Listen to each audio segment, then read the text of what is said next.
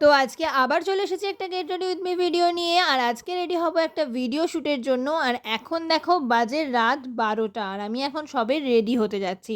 পরবো এই গোলাপি রঙের শাড়িটা। কেন এই গোলাপি শাড়িটা চুজ করলাম সেটা তোমরা আমার রিল দেখে বুঝতে পারবে। আর যারা যারা বুঝতে পারছো যে কোন গানের রিল করেছিলাম তারা কমেন্টে জানিও তো যে কোন গানের রিলের জন্য এই শাড়িটা পরেছিলাম। আর যেহেতু ভিডিও করব তাই মুখে আমি কিছু ইউজ করব না, ফিল্টার আছে তো বেকার বেকার কেন ফাউন্ডেশন নষ্ট করব বলো।